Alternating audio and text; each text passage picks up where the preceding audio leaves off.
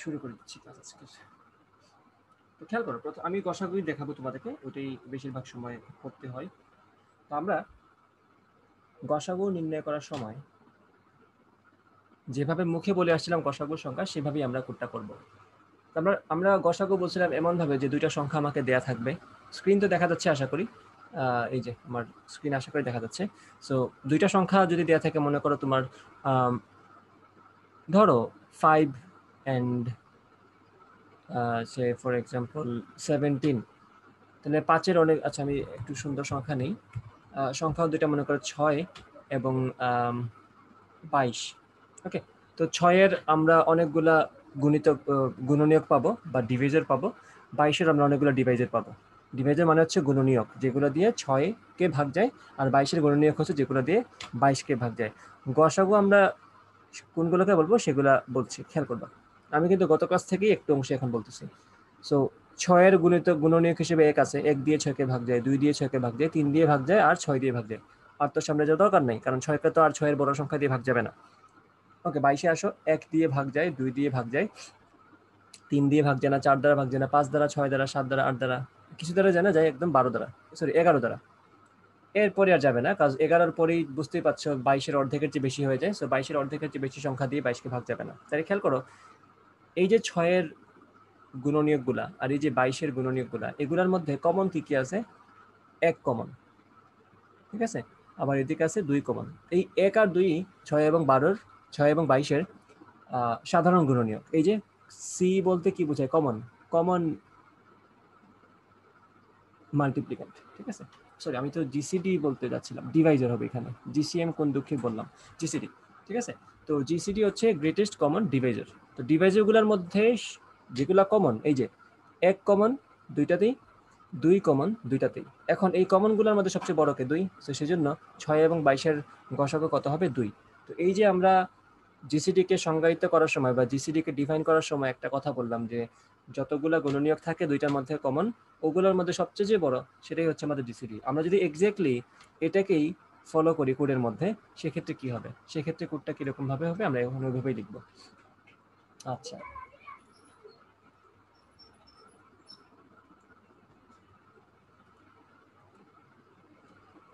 ওকে,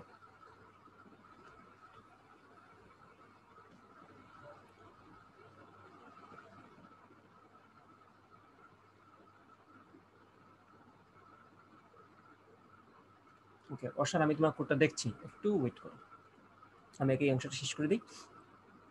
খেয়াল করো, এখন যদি আমরা এক্স্যাক্টলি এই মেথড দিয়েই কোডটা করি, তো কোডটা হবে এরকম যে আমি 1 দিয়ে ভাগ করব দুইটাকেই, আমি 2 দ্বারা ভাগ করব দুইটাকেই, আমি 3 দ্বারা ভাগ করব দুইটাকেই, আমি কতক্ষণ পর্যন্ত দুইটাকেই ভাগ করব?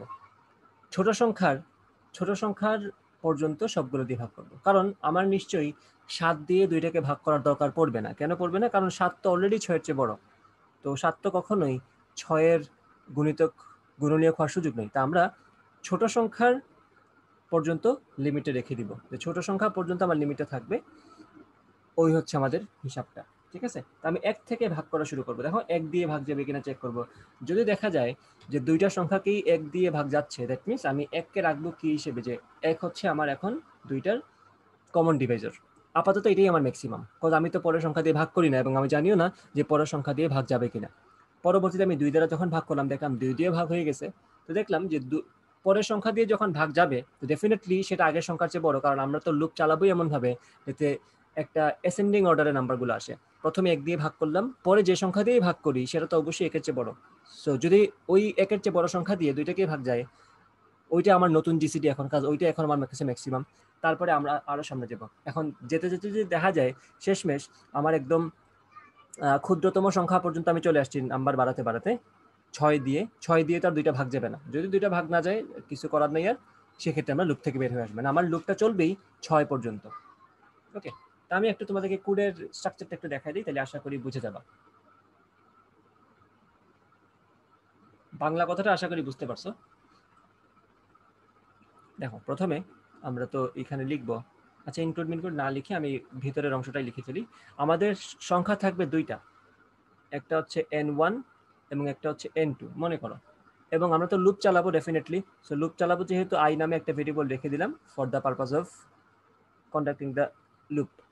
ওকে, তারপরে একটা ভেরিয়েবলের নাম দিলাম জিসিডি। খুবই লজিক্যাল, আমরা তো জিসিডি স্টোর করব। সো একটা ভেরিয়েবলের নাম দিয়ে দিলাম জিসিডি। ওকে, তারপর আমরা কি করব, স্ক্যান করব দুইটা নাম্বারকে। কিবোর্ড থেকে দুইটা নাম্বারকে যদি স্ক্যান করতে হয় আমি লিখবো %d কমা দিয়ে এন্ড n1, দেন আরেকটা কমা দিয়ে এন্ড n2। দুইটা সংখ্যা ইনপুট নেওয়া শেষ। এখন আমরা লুপ চালাবো দুইটা সংখ্যার উপরে। দেখো আমি কি লিখি, আমি i সমান 1 লিখলাম, বিকজ আমি 1 থেকেই শুরু করব হিসাবটা।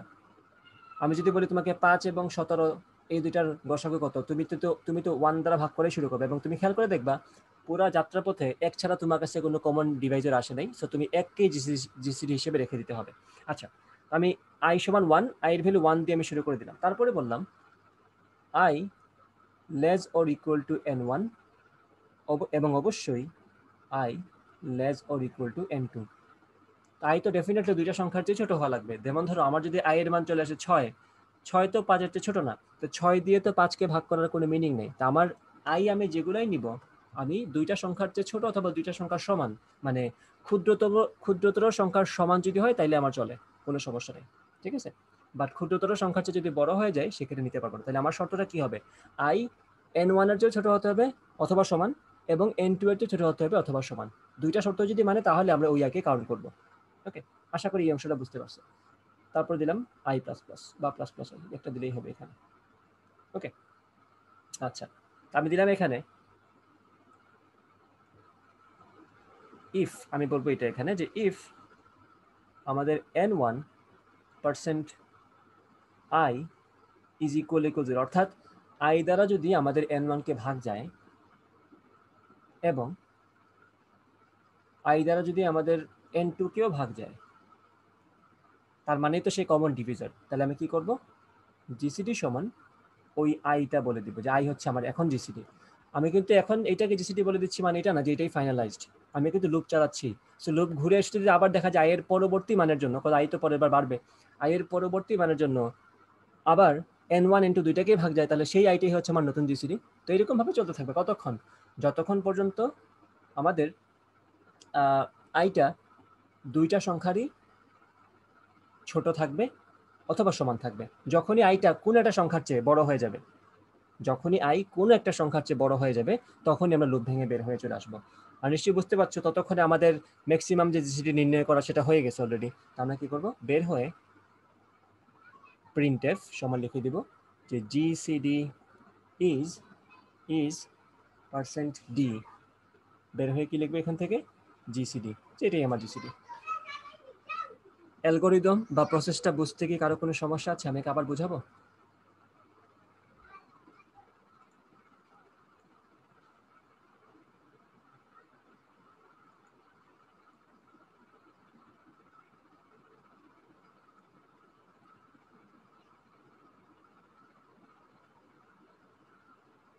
আচ্ছা, আমি এটার একটা ট্রেসিং দেখাই তোমাদেরকে। ট্রেসিং বলতে বোঝাচ্ছি আমি একটা রিয়েল এক্সাম্পল, এই কোডে আমরা যা যা করছি সেটার অনুযায়ী চিন্তা করি একটু। ধরো আমাদের সংখ্যা দুইটা হচ্ছে, একটা হচ্ছে সে ফর এক্সাম্পল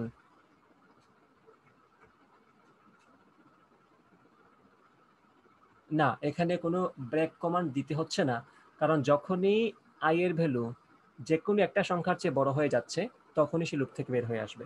এখানে কোনো ব্রেকের দরকার নেই। আর ব্রেক তুমি কেন দিবা, তুমি তো এটা চালাতে থাকো ততক্ষণ পর্যন্ত যতক্ষণ পর্যন্ত ভাগ যাচ্ছে। দুইটা সংখ্যাই যদি i যদি n1 n2 দুইটাতে ছোট অথবা সমান হয়ে থাকে, সেই লাস্ট মুহূর্ত পর্যন্ত তোমার চান্স থাকে ওই সংখ্যাটা দিয়ে দুইটা সংখ্যাকে ভাগ করার, তো সেটা তুমি করতে পারছো এটা। ওকে, এখানে ব্রেক করার কোনো সুযোগ নেই। এটা তো প্রাইম নাম্বার না, by the way. Prime number মানে কি ছিল, একবার ভাগ চলে গেছে মানেই হচ্ছে সেটা আমার প্রাইম নাম্বার না, আর ভাগ করে দেখার দরকার নেই। একবার ভাগ চলে গেছে মানে আমার ডিসিশন ফাইনাল যে this is not a prime number. But জিসিডির ক্ষেত্রে কেসটা কিন্তু ডিফারেন্ট। এক দ্বারা ভাগ চলে গেছে মানে কি সে দুই দ্বারা ভাগ যাবে না, না। যদি দুই দ্বারাও যদি দুইটাকে ভাগ যায় তাহলে দুইকে আমরা জিসিডি হিসেবে রাখবো। পরবর্তীতে আরেকবার ঘুরে এসে যদি দেখি তিন দ্বারাও ভাগ যাচ্ছে তাহলে তিনকে আমরা জিসিডি হিসেবে রাখবো, বুঝছো? তো ততক্ষণ পর্যন্ত চালাবো যখন যেটা দ্বারা ভাগ করব সেটা আমাদের যে দুইটা সংখ্যার জিসিডি বের করতে চাচ্ছি ওই দুইটার চেয়ে ছোট অথবা সমান থাকবে। আচ্ছা, একজন প্রশ্ন করছে যে এন্ড দুইবার দেয়া হয়েছে কেন। এন্ড দুইবার দেয়া মানে হচ্ছে তুমি মেবি ওই ক্লাসগুলো করো নাই। এটার মানে হচ্ছে এবং। আমার শর্ত দুইটা এখানে, যদি i দ্বারা n1 কে ভাগ যায় এবং যদি i দ্বারা n2 কে ভাগ যায়। এই এবং যে বলবো আমরা, সেই এবংটা আমরা এন্ড দিয়ে বলে থাকি। এখানে দুইটা এন্ড দ্বারা এবংই বুঝাই আমরা। ওকে, আমি একটু ট্রেসিং দেখাই তোমাদেরকে। আমাদের আগের সংখ্যাটাই মনে করো 2 এবং 22। তো মনে করো ইনপুট নিচে আমি 2 এবং 22, এখান থেকে আমি জাস্ট এইভাবেই দেখাই। ইনপুট আমি নিলাম 2 এবং 22, তা আমি ভাগ করা শুরু করব কত দিয়ে? 1 দ্বারা। আমাদের কন্ডিশন কি? আচ্ছা, আমি 2 দ্বারা না দিয়ে এক কাজ করি, আমি 4 দিয়ে শুরু করি, তাহলে একটু দূর আগানো যাবে। ওকে,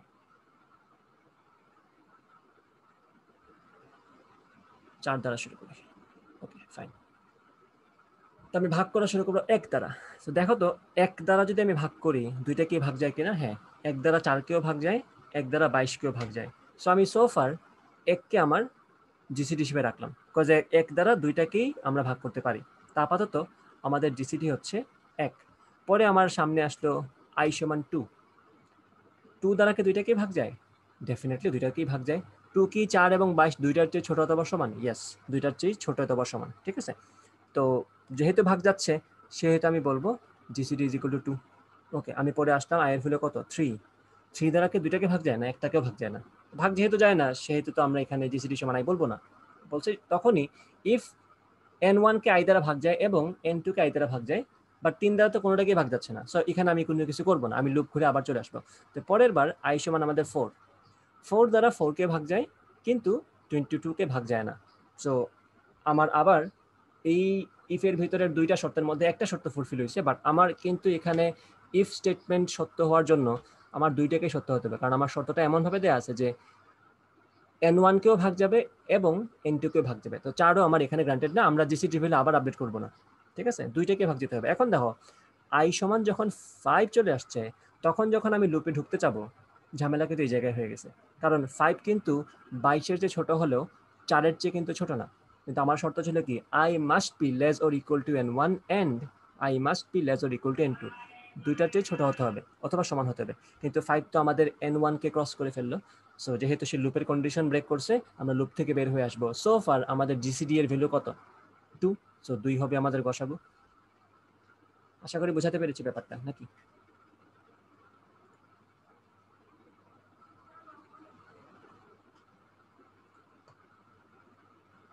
ওকে, যদি বুঝে থাকো।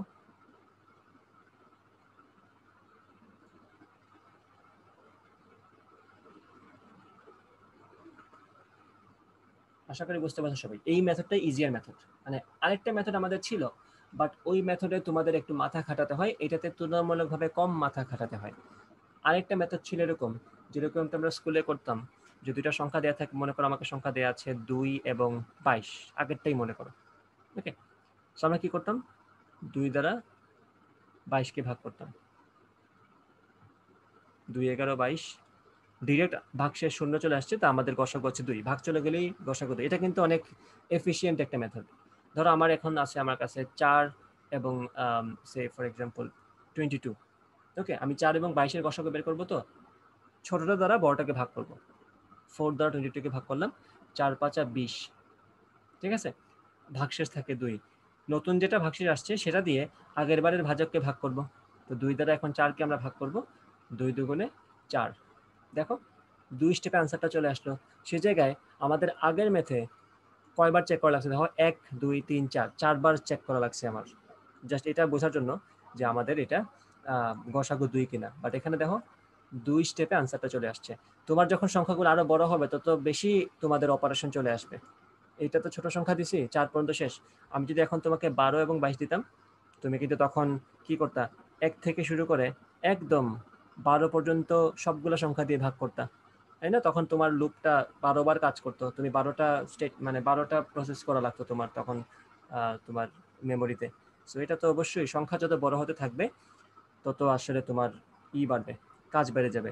কিন্তু এই মেথডটা যে ভাগ করে, তো এই মেথডটা কিন্তু অনেক এফিসিয়েন্ট। যদিও এফিসিয়েন্সির প্রশ্ন এইচএসসিতে নাই, কিন্তু আমাদের প্রোগ্রামিংয়ে তো আছে এফিসিয়েন্সির প্রবলেম। ঠিক আছে, তখন তোমার টাইম কমপ্লেক্সিটি, তারপরে স্পেস কমপ্লেক্সিটি সবকিছু হ্যান্ডেল করতে হয় যদি তোমরা প্রোগ্রামিং শিখো সামনে। তো সেই ক্ষেত্রে আমাদের এফিসিয়েন্সির ব্যাপারটা কল্পনা মানে মাথায় রাখা উচিত। যেমন ধরো এখানে মাত্র বললাম 12 এবং 22 যদি থাকে আমি 1 থেকে শুরু করে 12 পর্যন্ত সবগুলো সংখ্যা দ্বারা কিন্তু ভাগ করছি, তাই তো? কিন্তু আমি যদি 12 এবং 22 এর লসাগু এভাবে বের করি, গসাগুটা দেখো তো, 12 কে 12 তো ভাগশেষ কত? 2 থেকে 2 গেলে 0, 10। তারপরে দেখো 10 একে 10, 2। তারপরে দেখো 5 দুগুণে 10। চিন্তা করছো কত মানে ফাস্ট হয়ে গেছে কাজটা? 3টা স্টেপে তুমি বুঝে গেছো যে তোমার জিসিডিটা হচ্ছে আসলে মানে যখনই ভাগশেষ 0 আসে ওই মুহূর্তে যে ভাজক সে হচ্ছে তোমার গসাগু। সো এই মেথডটা কিন্তু ফাস্টার। এই মেথড হয়তো বুঝতে কষ্ট হয়, এটারও ব্যাখ্যা আছে, ওই মেথড দিয়ে ব্যাখ্যা করা যায়। সো এই মেথডটা বুঝতে কষ্ট হলেও এই মেথডটা ফাস্টার, এবং এই মেথডের কোডটাও কিন্তু একটু অন্যরকম। এই মেথডের কোডটা একটু অন্যরকম, মানে তোমার বারবার ভাজক আর ভাজ্য চেঞ্জ করতে হচ্ছে। আগের বার যেটা ভাজক পরের বার সেটা ভাজ্য, আগের বার যেটা ভাগশেষ পরের বার সেটাই ভাজক। ওকে, আর এইভাবে যখনই আমাদের ভাগশেষ 0 তখন ভাজক যে ওই মুহূর্তে ভাজক যে সেটা হচ্ছে আমাদের গসাগু। ওকে, এই হচ্ছে কথা।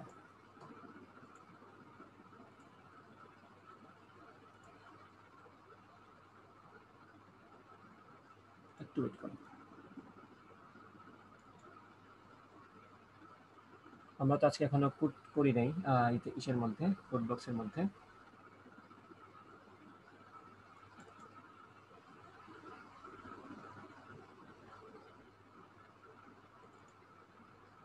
মেসেজ আসছে দুইটা, দেখাবো।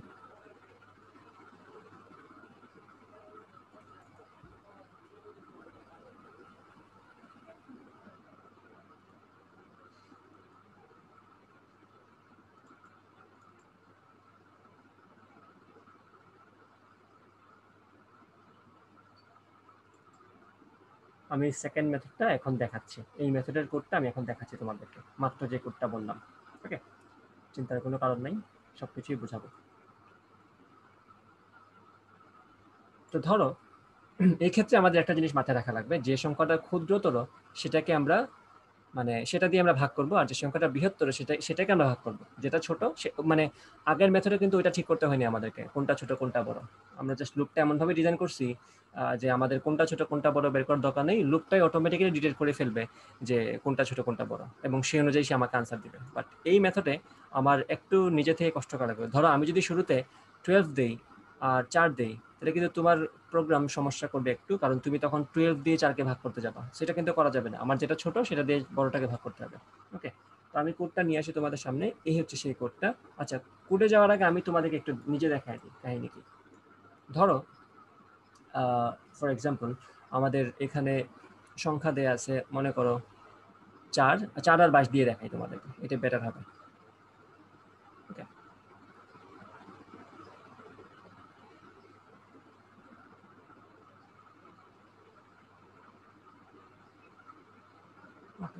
30 দিয়ে দেয়, নতুন একটা নিয়ে আসলাম এখানে। মনে করো 4 এবং 30 এই দুটো সংখ্যার গসাগু বের করতে বলছি, আমরা কি করব, 4 দিয়ে 30কে ভাগ করব। তো 4 6 24, 4 7 28, তো 4 7 28। খেয়াল করো, আমি যদি প্রোগ্রামিং সেন্সে চিন্তা করি তাহলে আমাদের একটা সংখ্যা হচ্ছে এ এবং একটা সংখ্যা হচ্ছে বি। তাহলে আমি কি করছি আসলে, বিটাকে বড় সংখ্যা হিসেবে চিন্তা করছি এবং এটাকে ছোট সংখ্যা হিসেবে চিন্তা করছি, তাই তো? আচ্ছা, আমি একটা উল্টা করে দিই একটু। আমি এটাকে বড়, কজ আমার কোডের মধ্যে বড়টাকে এ বলছি আর কি, আর কিছু না। এটাকে বি বললাম। দেখো, জাস্ট চিন্তা করবা, এখন এই যে এটা আমাদের ভাগশেষ 2, ঠিক আছে? তো পরের স্টেপে এসে আমাদের ভাগশেষটা হয়ে যাচ্ছে কি, ভাগশেষটা হয়ে যাচ্ছে ভাজক, মানে তখন আমরা 2কে বলবো বি। এখন ভাগ করবো কাকে, এখন ভাগ করবো 4কে। তো এখন এটা হয়ে যাবে আমাদের এ, মানে আগের বারে যেটা বি ছিল পরের বার সেটা এ হয়ে যাবে, তাই তো? এখন 2 দুগুণে 4, যেহেতু ভাগশেষ 0 চলে আসছে এই মুহূর্তে আমাদের ভাজককে বি কে আলটিমেটলি, তো সেটা হচ্ছে 2, তো আমাদের এখানে জিসিডি হচ্ছে 2। এটা একটা ফাস্টার মেথড। আচ্ছা, তো এখন আমি কোডটা একটু দেখাই দিই তোমাদেরকে, একটু খেয়াল করবা। ধরো আমার সংখ্যা 2টা থাকবে, একটা থাকবে এ। আচ্ছা, একটু ওয়েট করো, ওয়েট ফর এ ওয়াইল।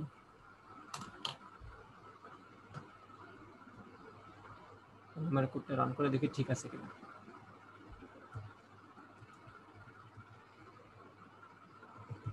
হ্যাঁ, ঠিক আছে,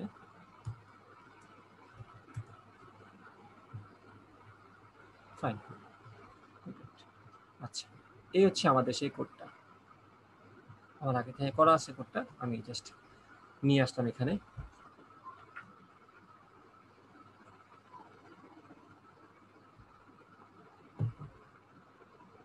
ওকে, তো খেয়াল করো আমার এখানে ইন্টিজার আমি দিছি a একটা ইন্টিজার ভেরিয়েবল, b একটা ভেরিয়েবল, r সমান 1 কেন নিছি সেটা সামনে দেখব। ওকে, t1 একটা ভেরিয়েবল, t2 আরেকটা ভেরিয়েবল, কোনটা কেন নিছি সেগুলো আমরা সব পরে দেখব। আপাতত t1 t2 নিয়ে চিন্তা করার দরকার নেই, পরে দেখব এটা। সংখ্যা দুইটা ইনপুট নিলাম আমরা। এই যে এই কাজটা আমরা পরে দেখবো, আপাতত এটাগুলোকে কমেন্ট করে রেখে দিই আমি। কমেন্ট মানে হচ্ছে কোডের মধ্যে মানে নিষ্ক্রিয় কিছু লেখা থাকে যেগুলো আমার কোড বুঝতে সহযোগিতা করে, এটার নাম হচ্ছে কমেন্টিং। মানে তুমি যখন একটা কোড করবা তখন তোমার কোড যাতে অন্য কেউ বুঝতে পারে বা ভবিষ্যতে 3-4 বছর পরে যাতে তুমি তোমার কোড বুঝতে পারো, সেজন্য তোমার যদি কোনো একটা স্টেটমেন্ট বা কোনো একটা অ্যালগোরিদম কোনো নির্দিষ্ট কাজের জন্য তুমি করে থাকো, সেক্ষেত্রে তুমি একটু কমেন্টে লিখে রাখবা সাইড নোট হিসেবে যে এটা আমি এই জন্য করছিলাম বা এখানে আমি এই কাজটা করতে যাচ্ছি। তো এটা লিখে রাখলে কি হয়, তোমার পরবর্তীতে যখন কেউ তোমার কোডটা পড়বে সে এই নিষ্ক্রিয় লেখাগুলো দেখে বুঝে ফেলতে পারবে যে আসলে তুমি কোন কাজ কেন করছো, কোন ভেরিয়েবল কার কোন পারপাসে নিছো এগুলা। সো আপাতত আমি এগুলোকে নিষ্ক্রিয় করে দিলাম। আচ্ছা, এটা নিষ্ক্রিয় করবো। এখন খেয়াল করো, আমরা এখানে এটা সমাপ্তি করে দিই। ওকে, এখন দুইটা সংখ্যা ইনপুট নিলাম। তো এখন এই যে while one, খেয়াল করে একটা জিনিস, আমরা যখন একটা while লুপের ভিতরে একটা কন্ডিশন দিতাম, খেয়াল করবো ভালো করে, আমরা যখন while লুপের ভিতরে বলতাম যে while n greater or equal to 100, আসলে কাহিনীটা কি ছিল, যতক্ষণ পর্যন্ত n 100 এর চেয়ে বড় থাকবে। এখন আমার এই যে while লুপের ভিতরের কন্ডিশনটা, এটা যদি সত্যি হয়ে থাকে সে আসলে আমাকে এখানে কি রিটার্ন করে, যদি সত্যি হয়ে থাকে সে কিন্তু আসলে এখানে 1 রিটার্ন করে, তাই তো? অর্থাৎ n এর ভ্যালু মনে করো 5, সরি n এর ভ্যালু মনে করো 150, সে ফর এক্সাম্পল। তো 150 তো 100 এর চেয়ে বড়। তো সত্য তো কথাটা, এই সত্যটাকে সে কিভাবে বলবে, while এর ভিতরে এই জায়গা থেকে কি রিটার্ন হবে, 1 রিটার্ন হবে। তা আমরা কি করলাম, আমরা while লুপের ভিতরে ডিরেক্টলি 1 লিখে দিলাম, মানে এটা সবসময় সত্য। কারণ আমি তো জানি আমি আমার কোডটাকে আমার পছন্দ মতো সময় ব্রেক করে ফেলতে পারবো, সেজন্য আমি while লুপের ভিতরে কোনো নির্দিষ্ট কন্ডিশন দেই নাই, আমি জাস্ট বলছি while 1, যতক্ষণ পর্যন্ত আমি চাবো ততক্ষণ চলতে থাকুক। ঠিক আছে, এইটা হচ্ছে while 1। তোমার যদি এরকম কোনো সিচুয়েশন হয় যে তুমি জানো যে তোমার কোডটা তুমি কোনো এক সময় ব্রেক করবা, সেহেতু তখন তুমি while লুপের ভিতরে আলাদা কোনো কন্ডিশন দেওয়ার দরকার নেই, তুমি জাস্ট while 1 লিখে দিয়ে বসে থাকবে। মানে এটা কোডটা চলতে থাকবে যতক্ষণ না তুমি তাকে ভাঙতেছো, এবং একটা না একটা সময় গিয়ে তুমি তাকে ভাঙবাই। তো তোমার যদি ওই কনফিডেন্স থাকে যে তুমি একটা না একটা সময় ভাঙবা, এটা ইনফাইনাইট লুপ হওয়ার কোনো সুযোগ নাই, সেক্ষেত্রে তোমার while এর ভিতরে 1 দিয়ে দাও। বাই দ্য ওয়ে, while 1 কিন্তু একটা ইনফাইনাইট লুপ। তুমি যদি while লুপের ভিতরে কোনো ব্রেক অপারেশন না দাও, এটা কিন্তু সারা জীবন চলবে। সারা জীবন বলতে তোমার কম্পিউটারের মেমোরি শেষ হওয়ার পর্যন্ত চলবে আর কি। while 1 দিয়ে তুমি যদি দাও printf হ্যালো, যা ইচ্ছা দাও, এটা প্রিন্ট হতে থাকবে। যদি না তুমি একটা printf এর পরে ব্রেক দিয়ে দাও, ব্রেক দিয়ে দিলেই প্রথম printf এর পরেই ব্রেক করে বের হয়ে চলে আসবে। কিন্তু তুমি যদি ব্রেক না দাও, এটা সারা জীবন চলতে থাকবে। কারণ while এর ভিতরে 1 আছে মানে কি, এটা সবসময়ই সত্যি হচ্ছে, সবসময় সে প্রিন্ট করবে হ্যালো। ওকে, আচ্ছা, এখন আসো, আমাদের দুইটা সংখ্যা আমরা ইনপুট দিলাম, একটা হচ্ছে a এবং একটা হচ্ছে b, এবং আমরা ধরে নিলাম আমাদের হিসাবে সুবিধার্থে যে আমাদের a is greater than b। ওকে, তা আমরা আসলে কি করব, খেয়াল করব, আমরা a কে b দ্বারা ভাগ করে যে ভাগশেষটা হয় সেটাই তো আমাদের স্টোর করতে হয়, তাই না? a কে b দ্বারা ভাগ করে যদি ভাগশেষ 0 হয়ে যায়, তাহলে তো b আমার গসাগু, সেটাতে তো কোনো সমস্যা নেই, তাই না? যদি দেখা যায় প্রথমবারই a কে b দ্বারা ভাগ করে ভাগশেষ 0 হয়ে গেছে, তাই তো, তখন তো বুঝতেই পারো যে বিটাই আমার গসাগু। যখনই ভাগশেষ 0 আসবে তখনই যে ভাজক সেটাই হচ্ছে আমাদের জিসিডি। ওকে, কিন্তু এটা তো সবসময় সিচুয়েশন না, কিছু তো আমাদের জেনারেল কেস রাখতে হবে। তো খেয়াল করো, আমি একটা ভেরিয়েবল রাখলাম আর, যেটার নাম আমি দিছি আর, কেন, আর ইজ ফর রিমাইন্ডার অথবা ভাগশেষের জন্য। তো এটার নামটাও একটু রিলেভেন্ট হওয়া উচিত। তো রিমাইন্ডার দিলাম রিমাইন্ডার হিসেবে, সরি ভাগশেষ হিসেবে, এবং তার ভ্যালুটা আমি শুরুতেই 1 হিসেবে ডিক্লেয়ার করে দিলাম। ওকে, আচ্ছা, না করলেও চলতো, কোনো সমস্যা নেই, এটা না করলেও চলবে। আমি এটা তখন করছিলাম, এখন এটা দরকার নেই আসলে। ওকে, সো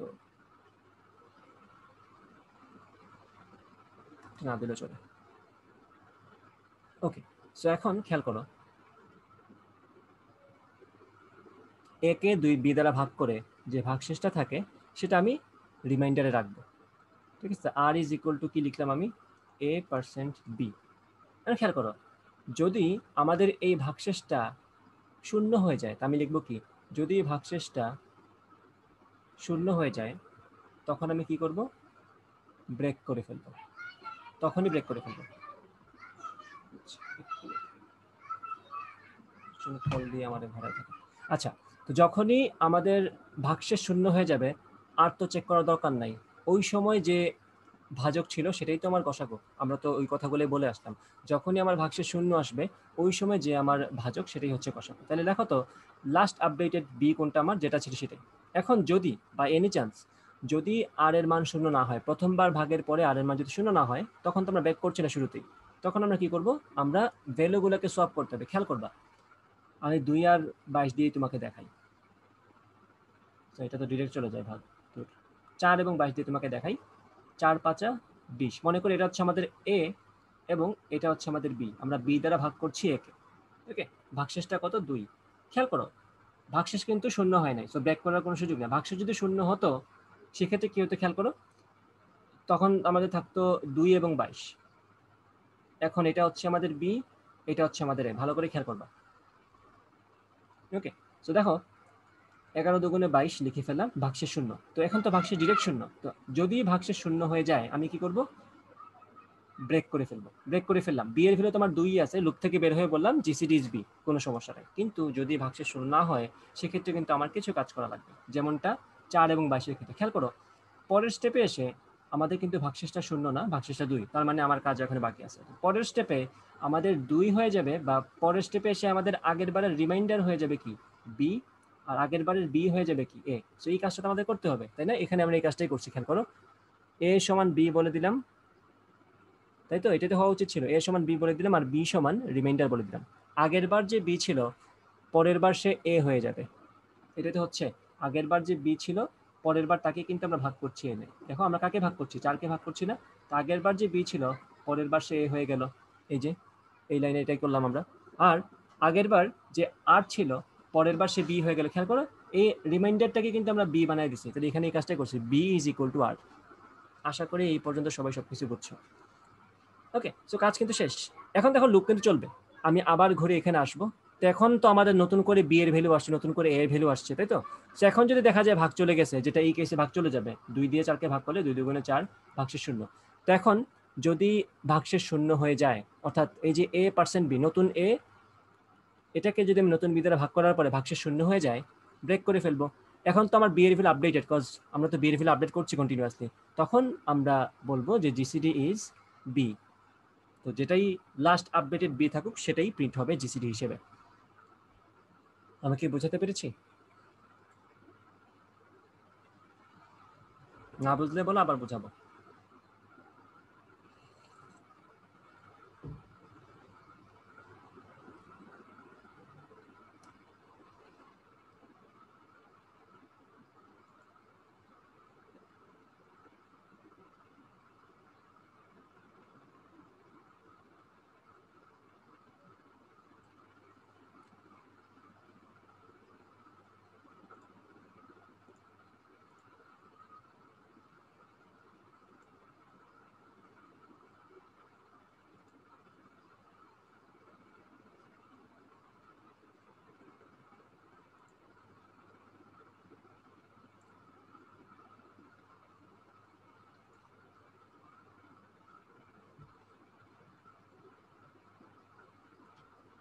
কি সবাই বুঝছো নাকি? অর্ষণ কাছে আছো?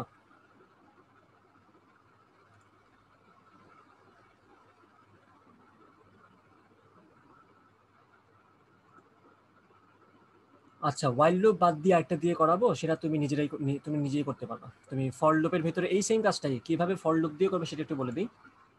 তুমি তো চাচ্ছ এই লুপটা সারা জীবন চলুক, মানে আমি যেভাবে চাচ্ছি যে এইভাবে। ওকে,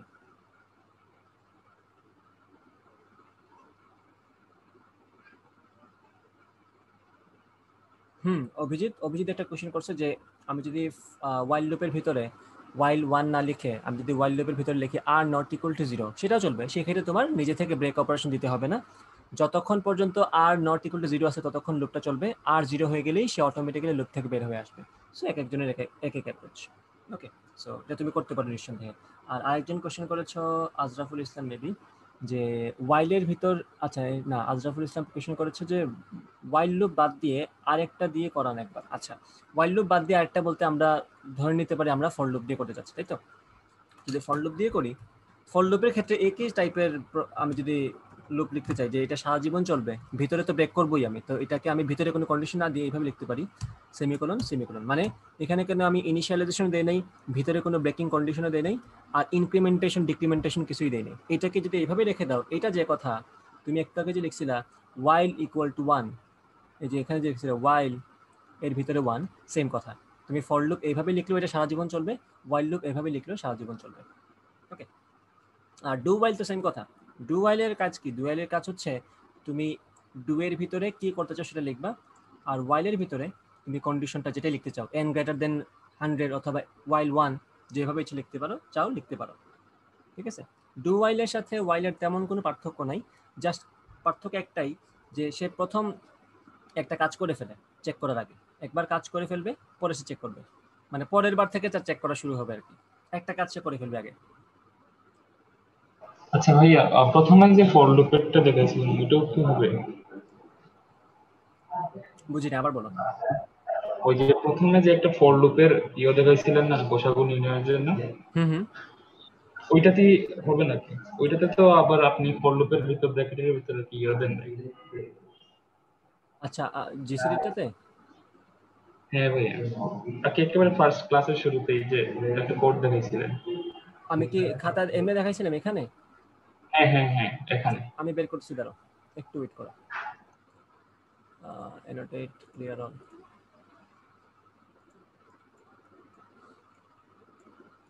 বলো তো কোথায় এটা? জি ভাইয়া। এখানে এটা কি করব বলো, একটু বুঝিয়ে বলো। না না, এখানে তো আপনি দেন নাই ব্র্যাকেটের ভিতর এই ব্রেক দেই নাই, তাই যে তো? হ্যাঁ হ্যাঁ, ওইটা। এখানে ব্রেক দেওয়ার দরকার নাই, কারণ আমি এখানে ব্রেকিং কন্ডিশন দিয়ে রাখছি, তো এই যে যখনই এটা মিথ্যা হয়ে যাবে তখনই সে ব্রেক করে ফেলবে। মানে কোনো কোনো ক্ষেত্রে আমরা ব্রেকিং কন্ডিশন দেই না, লুপের ভিতরে ব্রেকিং কন্ডিশন দিয়ে দিতে হয়, যে আমার যদি ভাগশেষ শূন্য হয়ে যায় ব্রেক করে ফেলো। এখানে কি আমি এমন কিছু দিছি যে ভাগশেষ শূন্য হয়ে গেলে ভেঙে ফেলতে বলছি কিছু? না তো। তো সেক্ষেত্রে আমার লুপের ভিতরে রাখতে হবে নিশ্চয়ই ব্যাপারটা, যে লুপের ভিতরে দিয়ে দিলাম যে যখনই আমাদের আই এর ভ্যালু n1 n2 দুইটা যে ছোট থাকবে অথবা সমান থাকবে, ততক্ষণই আমি লুপটা চালাবো। যখনই দেখা যাবে যে একটা আই এর ভ্যালু একটা সংখ্যার চেয়ে বড় হয়ে গেছে অ্যাটলিস্ট, তখন তো আর দুইটা শর্ত এসে মানছে না। ধরো আমি দিলাম 4 এবং 10, n1 হচ্ছে 4, n2 হচ্ছে 10, তো আই এর ভ্যালু তো আমার 1 থেকে শুরু করে চলতে থাকবে, আমি তো চালাচ্ছি এটাকে এইভাবেই যে এটা চলতে থাকবে 1 থেকে শুরু করে। তো একটা সময় তো তাকে স্টপ করতে হবে। শর্তটা কি ছিল? আই এর ভ্যালু 4 এর চেয়েও ছোট অথবা সমান হওয়া লাগবে, আই এর ভ্যালু 10 এর চেয়েও ছোট অথবা সমান হওয়া লাগবে, এটাই তো। কিন্তু যখনই আই এর ভ্যালু বাড়তে বাড়তে 5 হয়ে গেল, তখন সে 10 এর চেয়ে ছোট আছে ঠিক আছে, অথবা সমান আছে ঠিক আছে, বাট 5 এর চেয়ে কিন্তু সে 4 এর চেয়ে কিন্তু সে বড় হয়ে গেল। তো এই যে কন্ডিশন সে মানছে না, সাথে সাথে কি ব্রেক করে ফেলবে না? কথা কি বুঝছো? তো যখনই, মানে এটা আসলে অনেকভাবেই একটা প্রোগ্রাম লেখা যায়। তো তোমার যদি এখানে যদি তুমি কিছু না লিখতা, তখন তোমার এখানে লিখতে হতো যে if i less or equal to n1 and i less or equal to n2 break. আমরা তখন এখানে এটা না লিখে এই জিনিসটা এখানে লিখে বলতাম যে ইফ, এই যে এই অংশটা লিখতাম, তারপরে বলতাম যে ব্রেক, এটা ব্রেক করে ফেলো। জিল্লুর, বুঝতে পারছো? জি ভাইয়া, বুঝছি। মানে এটা একটা প্রবলেম অনেকভাবে সলভ করা যায়, তুমি যখন যেভাবে তোমার সুবিধা হয় সেইভাবে চিন্তা করতে পারো, কোনো সমস্যা নেই। তো ভাইয়া, এইচএসসি তে যদি এরকম প্রশ্ন আসে তাহলে কি আমরা পারবো হুম, সেম এরকম? পারবা না কেন? না পারার তো কোনো লজিক নাই। এই প্রবলেমটা তো একদম খাস ভাবে এইচএসসির জন্য, একদম খাস। কেন খাস বললাম? কারণ এই প্রশ্নটাই সবচেয়ে বেশি আসে এইচএসসিতে। এইচএসসিতে আরেকটা প্রশ্ন অনেক বেশি আসে, সেটা হচ্ছে সেন্টিমিটার থেকে ফারেনহাইট নেওয়া। এটা তো একদম বাচ্চাদের প্রশ্ন, এটা একটু একটু এটা ম্যাচিউর কোয়েশ্চেন একটা, কারণ এখানে কিছুটা ম্যাথমেটিক্স আছে। আরেকটা ম্যাথমেটিক্স রিলেটেড প্রবলেম হচ্ছে তোমাদের লিপ ইয়ার নির্ণয়। একটা সাল আমি তোমাকে ইনপুট দিব, সেই সালটা লিপ ইয়ার কিনা সেটা চেক করতে হবে। ওকে, সো এটা আমি তোমাদেরকে দেখাবো। আমরা গসাগু বুঝছি, তো এখন আমরা লসাগু বুঝে নিই। খেয়াল করবা, এই যে আমাদের গসাগু তো বের হয়ে গেল, তাই তো? তা আমরা তো শিখছিলাম একটা সূত্র, যে আমাদের একটা সংখ্যার গসাগু এবং লসাগুর গুণফল সংখ্যা দুইটার গুণফলের সমান। n1 into n2 is equal to GCD into LCM. Okay, এই হচ্ছে আমাদের হিসাব, এই হচ্ছে আমাদের হিসাব। ওকে, দেখুন আমি যদি যেহেতু জিসিডি আমি বের করে ফেলছি, আমি সংখ্যা দুইটার গুণফলকে জিসিডি দ্বারা ভাগ করে ফেললেই তো আমি এলসিএমটা পেয়ে যাই বা লসাগুটা পেয়ে যাই। কাহিনী হচ্ছে আমি কিন্তু এই লুপের ভিতরে অনেকবারই এ এর ভ্যালু আর বি এর ভ্যালু চেঞ্জ করছি, তাই না? এটা তো সবাই বুঝছো নিশ্চয়ই যে আমি লুপের ভিতরে কিন্তু অনেকবারই এ এর ভ্যালু চেঞ্জ করছি, বি এর ভ্যালু চেঞ্জ করছি, depending on the number of operations. ঠিক আছে, যতবার আমার ভাগ করতে হয়েছে, যতবার আমার ভাগ গেছে, ততবারই তো আমার এ আর বি সোয়াপ করতে হয়েছে। বি এর ভ্যালু ভাগশেষে ভ্যালু হয়ে গেছে, এ এর ভ্যালু বি এর ভ্যালু হয়ে গেছে। তাহলে এ আর বি কিন্তু আমার সেই এ আর বি নাই যেটা আমি ইনপুট দিয়েছিলাম, তাই না? সেই এ আর বি কিন্তু আমার কাছে নাই যেটা আমি ইনপুট দিয়েছিলাম। কিন্তু লসাগু বের করার জন্য আমার তো সেই যে নাম্বার, অরিজিনাল যে নাম্বার দুইটা, সেই দুইটা নাম্বার লাগবে। সেটা আমরা কিভাবে করছিলাম খেয়াল করো। সেটা আমরা এইভাবে করছিলাম যে আমরা দুইটা ভেরিয়েবল রাখছিলাম এক্সট্রা, টি1 এবং টি2 নাম দিয়ে। তো যখনই আমরা এ আর বি এর ভ্যালু ইনপুট দিচ্ছি, আমি তো জানি আগে থেকে যে জিসিডি বের করার সময় আমার এ আর বি কে অনেকবার চেঞ্জ করতে হবে। তো সেক্ষেত্রে আমি কি করলাম, এ আর বি এর যে মেইন প্রথম ভ্যালুটা, প্রথম ইনপুট দেওয়ার সময় যে ভ্যালুটা ছিল, সেটাই আমি টি1 এবং টি2 এর মধ্যে রেখে দিলাম, যাতে আমার এ অরিজিনাল এ আর অরিজিনাল বি এর ভ্যালুটা রিজার্ভ থাকে বা প্রিজার্ভ থাকে। ঠিক আছে, এই যে টি1 এর মধ্যে আমি এ এর ভ্যালু রেখে দিলাম, আর টি2 এর মধ্যে আমার বি এর ভ্যালু রেখে দিলাম। এখন লুপের ভিতরে ঢুকাই দিলাম এ আর বি কে। এখন তোমরা যতবার ইচ্ছে চেঞ্জ হও, আমার কিছু আসে যায় না, কারণ আমি জানি আমার অরিজিনাল এ আর অরিজিনাল বি এর ভ্যালুটা স্টোরড আছে কোথায়, টি1 এবং টি2-তে। সেজন্য আমরা যখন এলসিএম প্রিন্ট করছি, দেখো এই যে আমি এটাকে কোড করে দিলাম। এখন এই যে LCM is percent B T one into T two, মানে কি ওই এ আর বি অরিজিনাল যে ভ্যালুটা, ওই দুইটার গুণফল ডিভাইডেড বাই, এই যে এটা তো জিসিডির মান, বি এর মান তো রাইট নাও বি এর মানটাই তো আমার জিসিডির মান লুপ থেকে যখন বের হয়েছি, তো ডিভাইডেড বাই বি করে দিলাম। ওকে, তো এই হচ্ছে আমাদের লসাগুর কোড। লসাগুর কোড কিন্তু আমি করি নাই। তোমরা যদি চাও লসাগুর কোড করতে, লসাগুর মেথডটা মনে আছে, আমি চাচ্ছি তোমরা লসাগুর কোডটা নিজে নিজে করো। অর্শান করে দিছে, বাকিরাও করা ট্রাই করো। আমি কোডটা রান করি, একটু দেখাই তোমাদেরকে কি হলো এখানে। আচ্ছা, আর এখানে আমি 1 দিয়ে দিচ্ছি, এটা ইনিশিয়ালাইজ করে দিতে হয়। ও না, এখানে ঝামেলা হচ্ছে, আমি এখানে কমা দিই, সরি, সেমিকোলন দিয়ে দিয়েছিলাম। আচ্ছা, এখন আসো, এখানে আমি দিলাম 5 আর 6। 5 আর 6 এর গসাগু হচ্ছে 1, 5 আর 6 এর লসাগু হচ্ছে মেবি 30। এই যে জিসিডি ইজ 1, এলসিএম ইজ 30। আশা করি বোঝা গেছে যে 5 এবং 6 এর গসাগু হচ্ছে 1 এবং লসাগু হচ্ছে 30। ওকে, আমরা আরও সামনে আগাই। আমি আরো একটা দিই, যেটা আমরা মাত্র করলাম, 2 এবং 22 দিয়ে করি। দিলাম 2, 22, জিসিডি ইজ 2, এলসিএম ইজ 22। ঠিকই তো আছে। আচ্ছা, এরপরে আরেকটা দেখি, জাস্ট চেক করার জন্য আর কি, 12 এবং 18, জিসিডি ইজ 6, এলসিএম ইজ 36। কত তো ঠিক আছে। এখন আমরা একবার চেক করে ফেলি, আমরা যে সূত্রটা বললাম সূত্রটা ঠিক আছে কিনা। খেয়াল করে দেখবার, 12 এবং 18, ওয়েট ফর এ 12, কালিটা একটু বড় করি। 12 এবং 18 এই দুটো সংখ্যার জিসিডি হচ্ছে 12, আমরা জানি, কারণ 12 দিয়ে দুইটাকে ভাগ যায়। আর এলসিএম হচ্ছে 36। 36 কেন? 36কেই এই দুইটা সংখ্যা দ্বারাই ভাগ যায়, এই দুইটা সংখ্যা দ্বারা তো অনেক সংখ্যাকেই ভাগ যায়, বাট এদের মধ্যে 36 সবচেয়ে ছোট। তাহলে জিসিডি হচ্ছে 12, এলসিএম হচ্ছে 36। খেয়াল করে দেখো তো, 12 আর 36 এর, সরি, ঠিক আছে না, জিসিডি হচ্ছে আমাদের 6, সরি সরি সরি, ভুল করে ফেলছি। 6 দিয়ে দুইটাকেই ভাগ যায়, যেটা সবচেয়ে বড়। এর চেয়ে বড় কোনো সংখ্যা নাই যেটা দিয়ে দুইটাকেই ভাগ যায়। আচ্ছা, তো খেয়াল করো, জিসিডি হচ্ছে আমাদের 6, এলসিএম হচ্ছে আমাদের 36। তুমি খেয়াল করে দেখো, 6 আর 36 গুণ করলে যা আসে, 12 এবং 18 গুণ করলেও সেম জিনিসই আসে।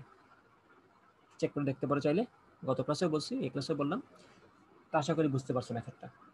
আচ্ছা, তো তোমাদের নেক্সট ক্লাসের জন্য আমি ক্লাস শেষ করছি না, জাস্ট এই প্রবলেম থেকে তোমাদেরকে হোমওয়ার্ক দিচ্ছি। জাস্ট তোমাদের নেক্সট ক্লাসের হোমওয়ার্ক হচ্ছে, আমরা তো এখন জিসিডি বের করে এর মাধ্যমে এলসিএম বের করে ফেললাম, মানে ফাইয়ের উপরে এলসিএম বের করে ফেললাম আর কি। এলসিএম কিন্তু আমরা মেইন মেথডে করি নাই, জাস্ট জিসিডির থ্রুতে এলসিএম বের করে ফেললাম।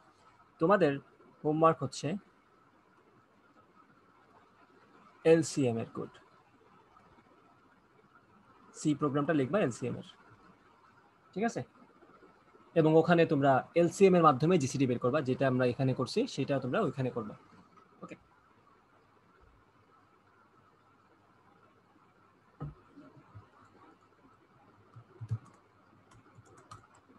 আমি কি বোঝাতে পেরেছি? আশা করি পারছি। আচ্ছা,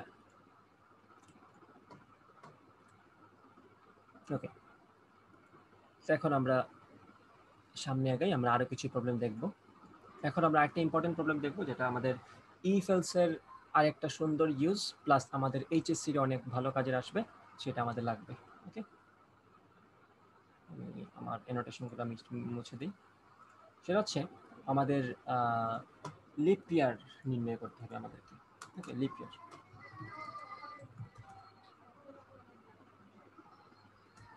এখন বলো তোমরা একজন বলো যে লিপ ইয়ার বলতে আসলে কোন সালগুলোকে আমরা বুঝে থাকি, কোন সালগুলোকে আমরা লিপ ইয়ার বুঝে থাকি?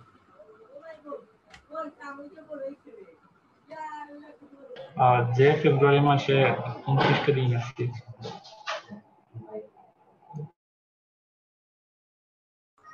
সেটা তো ঠিক আছে, যে যে যে বছর ফেব্রুয়ারি মাসে 29টা দিন আছে, বাট ওইটা কোন বছরটা আমরা কি ম্যাথমেটিক্যালি বুঝতে পারবো?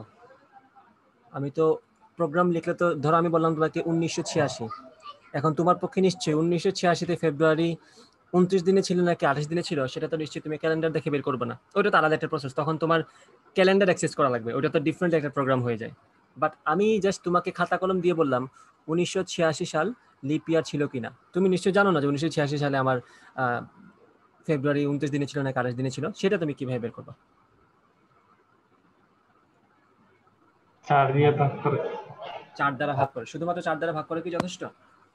সালগুলো ভাই নিঃশেষ, আবার বলো। যে সালগুলো ভাই নিঃশেষে বিভাজ্য হয়ে যাবে সেগুলা। না না, বিভাজ্য মানে নিঃশেষে বিভাজ্য, এখানে নিঃশেষে বলার কোনো দরকার নাই। কাহিনী হচ্ছে আমাদের পাশে দেখাই,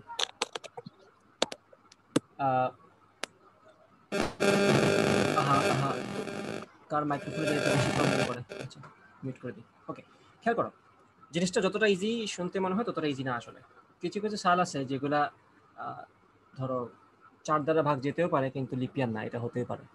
ওকে, এমনও হতে পারে 4 দ্বারা বিভাজ্য কিন্তু লিপিয়ার না। লিপিয়ার হওয়ার জন্য শর্ত আছে, কিছু শর্ত হচ্ছে দেখাচ্ছি এখন, খেয়াল করবে, একটু একটু মনোযোগ দিয়ে শুনবে, এই কথাটা কাজে লাগবে, কারণ এটা তোমাদের এইচএসসি তে আসবে। ইভেন এটা তোমার ধরো এটা এই অংশটা তোমার ইফ এলস এর স্কিলকে একটু ডেভেলপ করবে, যে তোমার কাছে আমি অনেকগুলো অপশন দিয়ে রাখবো, তুমি এই অপশনগুলোকে ইফ এলস এর থ্রুতে কাজে লাগাবা। আচ্ছা, যদি একটা সাল 400 দ্বারা ভাগ চলে যায়, কোন একটা সাল যদি 400 দ্বারা ভাগ চলে যায়, ওকে, আমি বললাম ইয়ার বলতে ওইটা নাম্বার বোঝানো বাকি, যে আমার ইয়ারের ভিতরে তার ভ্যালু আছে কোন একটা সাল। আমার যদি সালটা 400 দ্বারা বিভাজ্য হয়, অর্থাৎ 400 দ্বারা ভাগ করলে যদি ভাগশেষ 0 হয়, তাহলে ফর শিওর সে লিপ ইয়ার, এটাতে কোনো সন্দেহ নেই। ওকে, কিন্তু সে যদি 400 দ্বারা ভাগ না যায়, তো এমন সাল তো আছে যে 400 দ্বারা ভাগ যায় না কিন্তু 100 দ্বারা ভাগ যায়, হতেই পারে। যেমন ধরো 1600 সাল, এটা কি 400 দ্বারা ভাগ যায়? যায় তো, 4 দ্বারা গুণ করলেই 1600 হয়ে যায়। তো 1600 সাল, এটাকে যদি আমি 400 দ্বারা ভাগ করি, ভাগশেষ ডেফিনেটলি 0, সো 1600 সাল মাস্ট বি লিপ ইয়ার।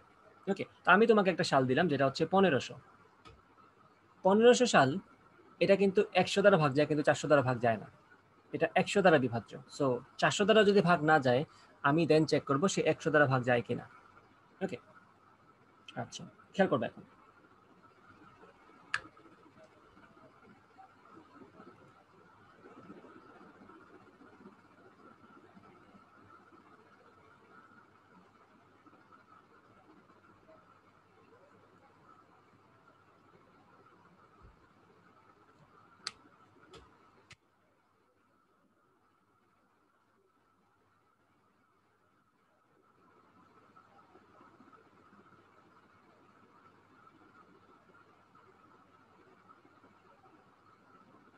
ওকে,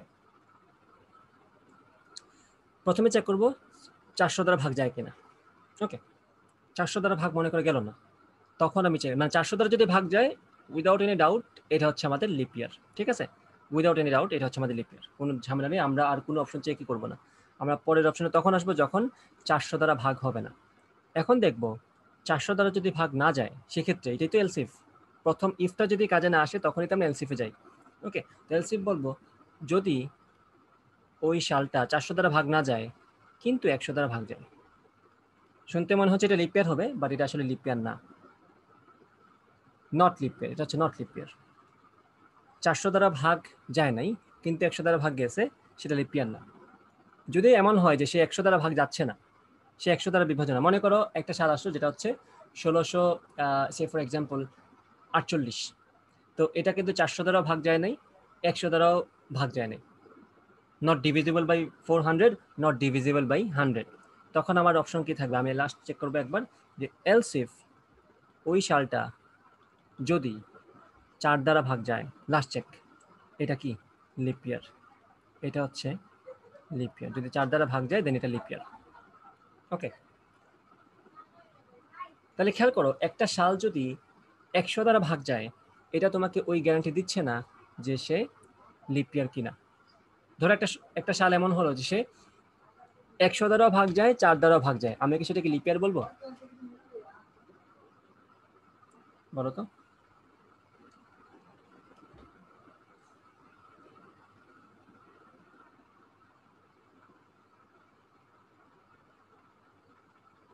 সেটাকে আমি লিপ ইয়ার বলবো না। যেমন ধর একটা এক্সাম্পল দাও তো একজন আমাকে, 100 দ্বারা ভাগ যায় কিন্তু 4 দ্বারা ভাগ যায় না। 100 দ্বারা যায়, 4 দ্বারা যায়, হ্যাঁ দুইটাই থাকবে, 100 দ্বারা যাবে, 4 দ্বারা যাবে। 100 দ্বারা ভাগ যাওয়ার শর্ত হচ্ছে লাস্টে দুইটা শূন্য থাকতে হবে। ওকে, আর এখানে 4 দ্বারা ভাগ হওয়ার জন্য আমার শর্ত হচ্ছে, আমার মনে করি এখানে কি থাকতে হবে, সে ফর এক্সাম্পল 12 থাকলো, 12 থাকলে আবার সমস্যা, 400 দ্বারা ভাগ হয়ে যায়। কি থাকলে সুবিধা হয় আমার,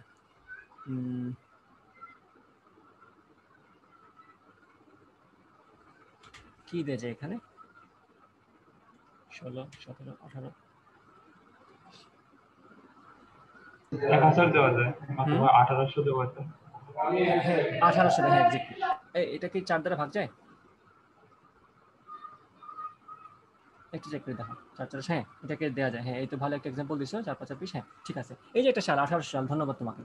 এই যে একটা সাল 1800, এই 1800 সালটাকে কিন্তু 400 দ্বারা ভাগ যায় না, এটাকে 400 দ্বারা ভাগ করা যায় না, তাহলে 400 দ্বারা ভাগ যাওয়ার যে অপশনটা ছিল, 400 দ্বারা ভাগ গেলে কিন্তু আমরা ডিরেক্ট বলে ফেলতাম যে দিস ইজ লিপ ইয়ার। ওকে, 400 দ্বারা ভাগ যায় নাই।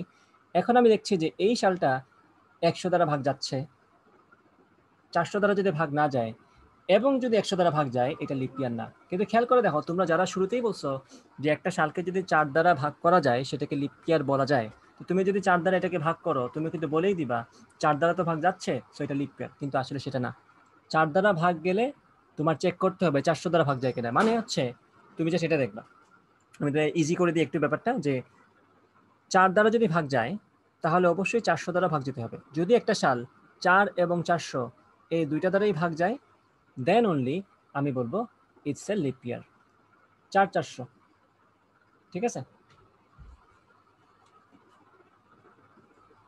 আর যদি 100 দ্বারা ভাগ যায় সেটাকে আমি লিপ ইয়ার বলবো না। ওকে, এই হচ্ছে এটার কন্ডিশন। মানে একটু কনফিউজিং ব্যাপারটা, কিন্তু তোমার মনে রাখতে হবে, কিছু করার নেই, সেইভাবেই মনে রাখো স্টেপ বাই স্টেপ। 400, 100, 4 এভাবে মনে রাখা তোমার জন্য ইজি হবে। যদি আমি তোমাকে মনে রাখার টেকনিক বলে দিই, বড় সংখ্যা দিয়ে শুরু করবা, 400, তারপরে 100, তারপরে 4, বাট ভিতরের কাহিনী একটু ডিফারেন্ট। 400 দ্বারা ভাগ গেলে লিপ ইয়ার, 100 দ্বারা ভাগ গেলে লিপ ইয়ার না, 4 দ্বারা ভাগ গেলে আবার লিপ ইয়ার। আমি কিন্তু এলসিফ এলসিফ এলসিফ লিখছি। এছাড়া যদি আর কোনো সাল থাকে যেটা কোনো কন্ডিশনে মানতেছে না, তখন আমি বলবো এলস, আর বাকি যত কন্ডিশনে আসুক ওইটা লিপ ইয়ার হবে না, আমি তখন বলবো নট লিপ ইয়ার, তখন বলবো নট লিপ ইয়ার। ওকে,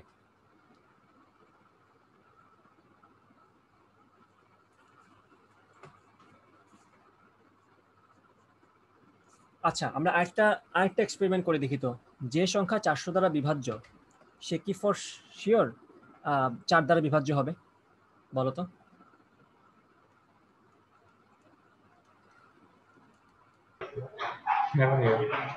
400 দ্বারা বিভাজ্য যদি হয় সেটা ফর শিওর 4 দ্বারা বিভাজ্য হবে। ওকে, তাহলে যদি এটা হয় তাহলে আমি কিন্তু শর্ত কমাই দিতে পারি এখানে, যে আমার একটা সংখ্যা যদি 4 এবং 400 এই দুইটা দ্বারাই বিভাজ্য হয়, এটা লিপ ইয়ার। ঠিক আছে, আচ্ছা আমরা কোডটা করে ফেলি। কার বাসা থেকে যেন আওয়াজ আসে অনেক।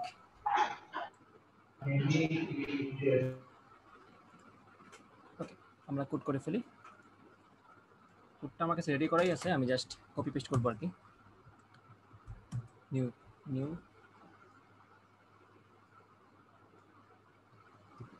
বিসমিল্লাহ, আমি এটার নাম দিয়ে দিই একটা এটার নাম হচ্ছে leap year check. So leap ইয়ারের প্রবলেমটা কিন্তু অনেক ইন্টারেস্টিং। আমরা যেভাবে জেনে আসছি আসলে লিপ ইয়ার কিন্তু ওইভাবে চলে না। মাঝে মাঝে দেখবা 4 দ্বারা ভাগ যাচ্ছে কিন্তু এটা লিপ ইয়ার না, কারণ সে 400 দ্বারা ভাগ যায় না। মানে 4 দ্বারা ভাগ গেলে তাকে 400 দ্বারা ভাগ যাইতেই হবে, এটা হচ্ছে কথা। আচ্ছা, আমি কমেন্টগুলো রেখে দিলাম যাতে তোমরা পরে পরে বুঝতে পারো। এই যে দেখো এখানে কমেন্ট লেখা আছে, leap year if perfectly divisible by 400।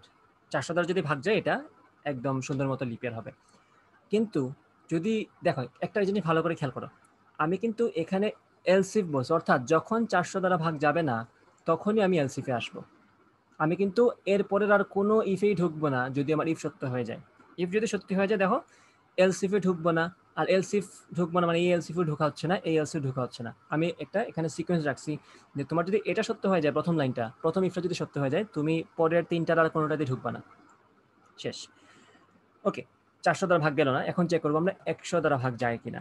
100 দ্বারা যদি ভাগ যায় তাহলে বলবো এটা অবশ্যই লিপ ইয়ার না। 100 দ্বারা ভাগ যা মানেই সে লিপ ইয়ার না। ওকে, তারপরে চেক করবো 100 দ্বারা ভাগ যায় নাই তো, এখন আমার কাছে অপশন আছে যে 100 দ্বারা তো ভাগ যাচ্ছে না, কিন্তু এখন চেক করবো 4 দ্বারা ভাগ যায় কিনা। ওকে, দেখবো এখন 4 দ্বারা যদি ভাগ যায় তাহলে এটা লিপ ইয়ার। তার মানে বুঝতে পারছো নিশ্চয়ই যে 400 দ্বারা ভাগ না গেলেও 4 দ্বারা ভাগ যাওয়ার সুযোগ থাকে। ওকে, কিন্তু সেক্ষেত্রে শর্ত হচ্ছে 100 দ্বারা ভাগ যেতে পারবে না।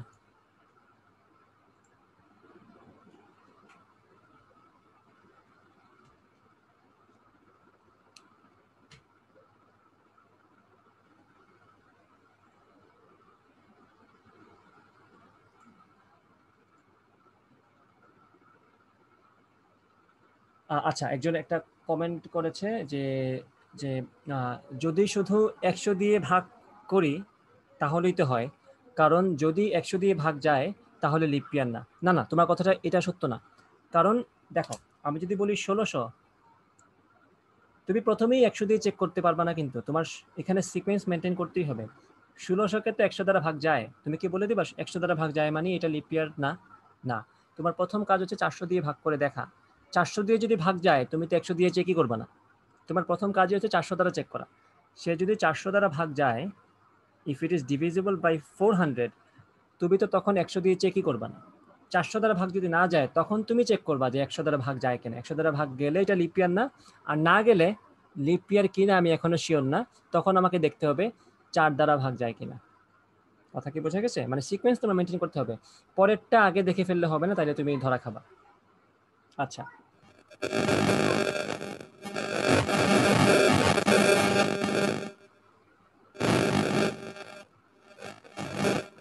আরে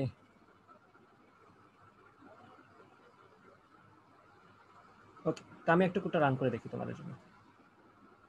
তাহলে একটা সুইটেবল আমরা সাল দিই যেটা এই তিনটা কন্ডিশনকে সুন্দর মতো ব্যাখ্যা করতে পারে। দেখো খেয়াল করো, এটা 400 দ্বারা ভাগ যাচ্ছে না। 400 দ্বারা তো 1800-কে ভাগ যাবে না, স্বাভাবিক না? যায়? 4 4 16, না যাচ্ছে না, যাচ্ছে না এটা। ওকে, তো 1800 এমন একটা সাল যেটা 400 দ্বারা ভাগ যাচ্ছে না।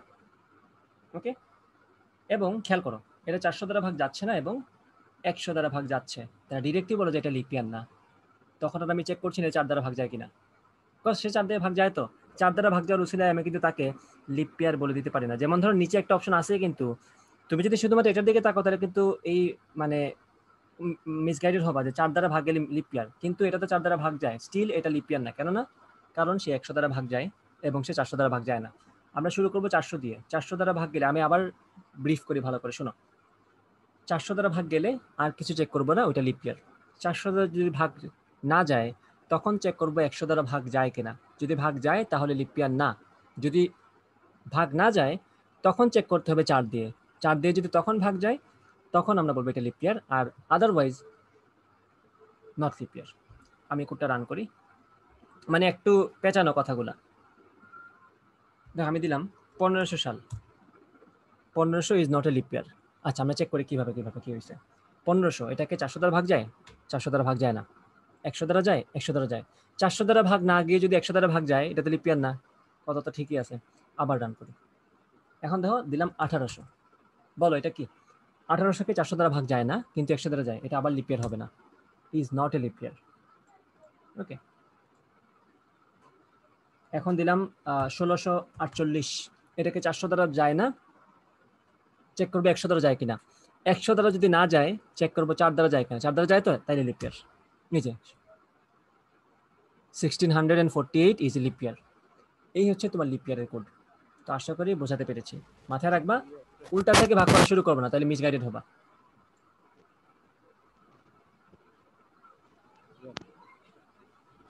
হ্যাঁ, অভিজিৎ চক্রবর্তী, যদি তুমি অর ইউজ করো ফাইন, কোনো সমস্যা নাই, কোনো সমস্যা নেই, করতে পারবা। ভাইয়া অর্শান, হ্যাঁ বলো। ভাইয়া বলছি যে আমরা তো জানি যে মানে 400 দিয়ে ভাগ গেলে লিপ ইয়ার হবে। এখন যদি আমরা ওই যে প্রথম এলসিফ যেটা আছে এখানে যদি ধরেন একটা এলসিফ এর ভিতরেই আমরা এই একটা হ্যাঁ, তুমি সেটা করতে পারো, আমি বুঝছি তুমি কি বলতে চাচ্ছ। মানে 100 ধারা 100 নট ইকুয়াল 0 এরকম লেখে করা যাবে নাকি? 100 নট ইকুয়াল 0, ওই সাথে ভাগ না মানে ভাগ করলে 0 হবে না, তাইলে লিপ ইয়ার মানে একটা এলসিফ এর ভিতরে এন্ড দিয়ে আর কি। করতে পারো, সমস্যা নেই, এটা করতে পারো। তুমি যাচ্ছ এটা তো, যে ইফ 100 দ্বারা ভাগ করলে ভাগশেষ শূন্য না, মানে ভাগ যাচ্ছে না, এন্ড হ্যাঁ এইরকম এলসিফ এর ভিতরে যে ইয়ার ইকুয়াল 4 ডাবল ইকুয়াল 0 অবশ্যই পারবা। আমি জাস্ট ভেঙে ভেঙে দেখাচ্ছি আর কি। এটা তো অবশ্যই করতে পারো, কোনো সমস্যা নেই। যদি এটা হয় তাহলে আমরা কি বলবো, লিপ ইয়ার, তাই তো? হ্যাঁ, অর্শন যেটা বলছে সেটাও ঠিক আছে, কোনো সমস্যা নেই, আমরা এটাও খুব আনন্দের সহিত ব্যবহার করতে পারি। বাট আমি জাস্ট স্টেপ বাই স্টেপ দেখাচ্ছিলাম এই জন্য, কারণ শর্ত তিনটা, 400, 100, তারপরে 4, এইভাবে দেখাচ্ছিলাম। তুমি যেটা বলছো সেটা দিয়ে করা যাবে, কোনো সমস্যা নেই। যেটা এটা আমরা করতে পারি। ওকে, তো চেক করে দেখি একটু ঠিক আছে কিনা। ইজ এ লিপ ইয়ার, ঠিক আছে। আচ্ছা, তো দেখো আমি এখন দিলাম 1648, আবার দিলাম ইজ নট এ লিপ ইয়ার। কথা কি ঠিক? বলো তো অর্শান,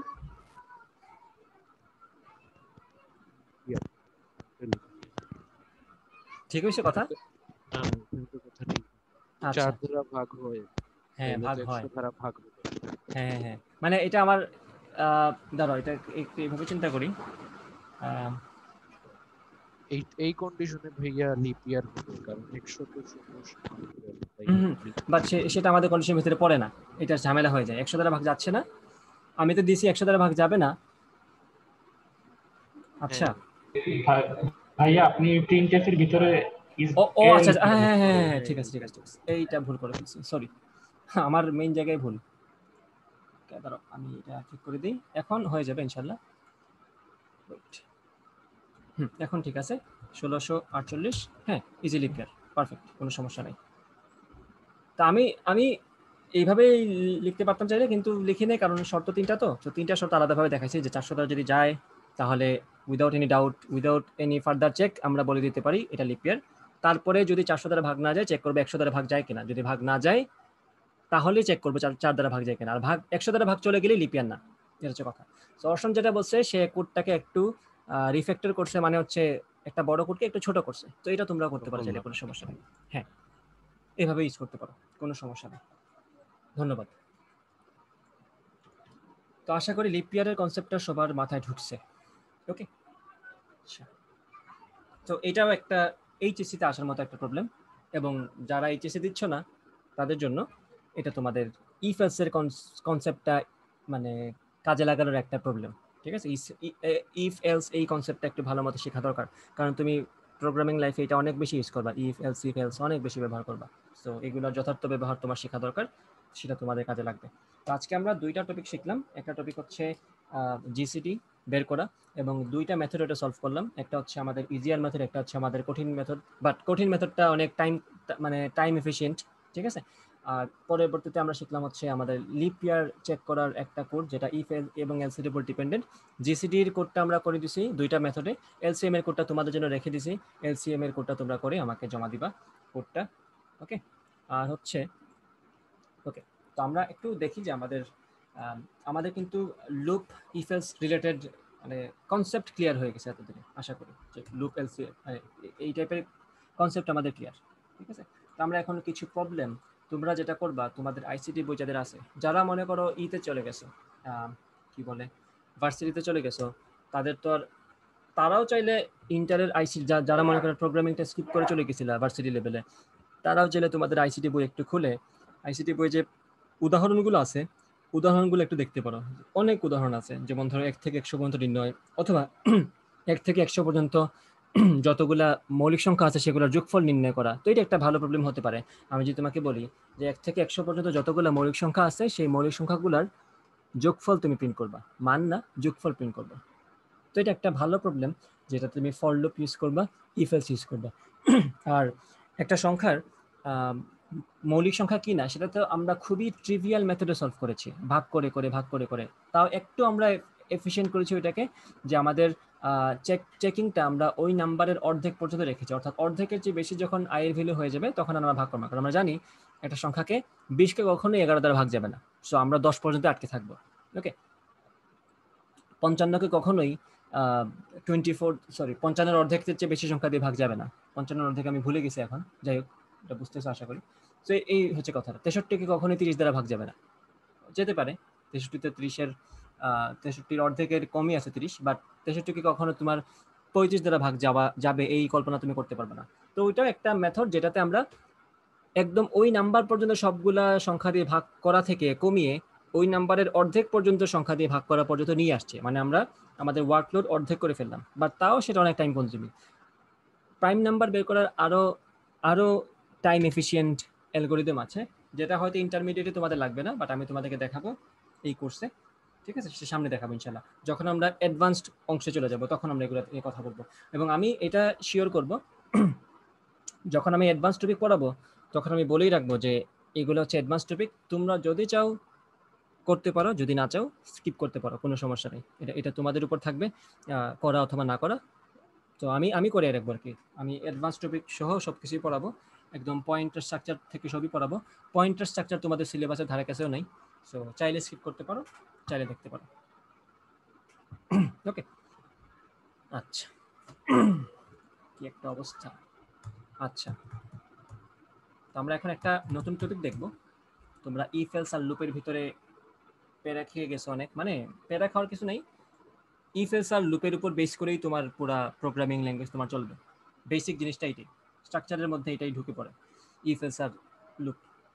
ওকে, তো এখন আমরা একটা নতুন টাইপের স্টেটমেন্ট দেখবো, যেটার নাম হচ্ছে সুইচ স্টেটমেন্ট। সুইচ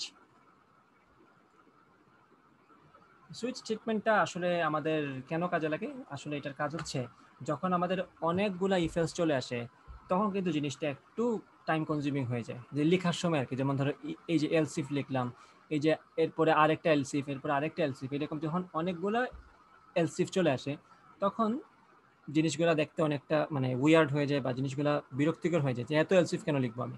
ঠিক আছে, তখন আমরা যে স্টেটমেন্ট ব্যবহার করে থাকি সেটার নাম হচ্ছে সুইচ স্টেটমেন্ট। ওকে,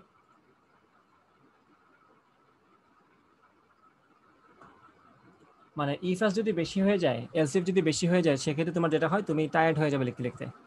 যদিও এরকম কেস আসবে না, কিন্তু তোমাদের তো সিলেবাসে সুইচ আছে, প্রশ্ন ডিরেক্ট বলে দিবে সুইচ দিয়ে এটা করো, তখন তোমার সুইচ ইউজ করতেই হবে।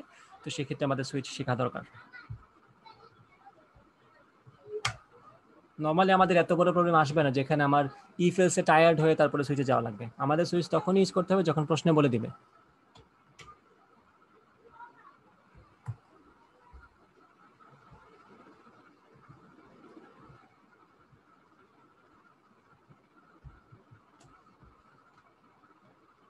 একটু wait করো।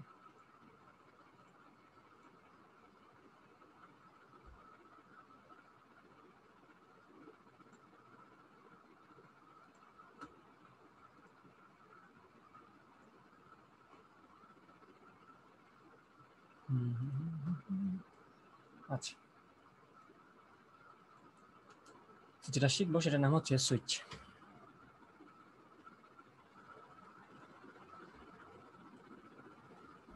ভাইয়া বলো। অশান বলো। বলতেছে যে ভাই আমাদের আগের জনগণরা কই, কেউ তো নাই। সেটাই তো, আমি তো এটা বুঝতেছি না, এরা গেল কই? আমার আইসিটির মেইন ব্যাচের স্টুডেন্ট এরা কই? এরা তো ক্লাস জানার কথা। সেইটাই তো। আমি আজকে গ্রুপে আজ করতে হচ্ছে, তাইলে দাঁড়াও, এটা হঠাৎ করে গায়েব হয়ে গেল কেন?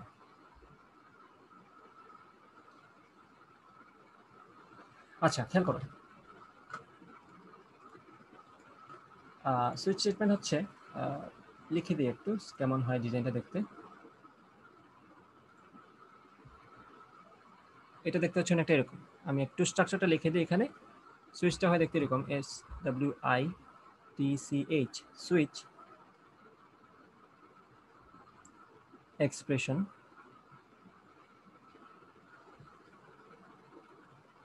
ভিতরে একটা এক্সপ্রেশন থাকবে। এক্সপ্রেশন বলতে কি বোঝাচ্ছি বলবো, ধরো এখানে বলবো আমরা কেস ভ্যালু 1, এইভাবে লিখবো। এখানে দুটা কলন থাকবে, তারপর আমি বলবো প্রোগ্রাম স্টেটমেন্ট,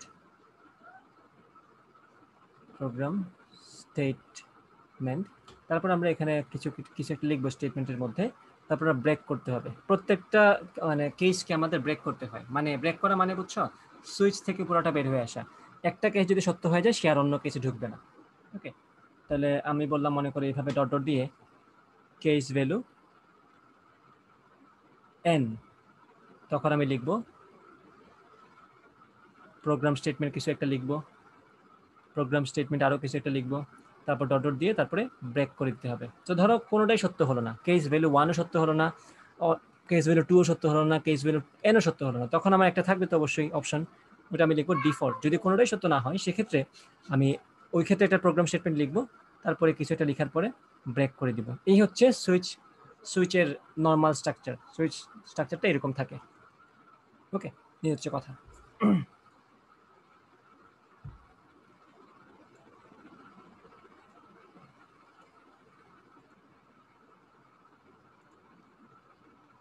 যেমন ধরো আমি বললাম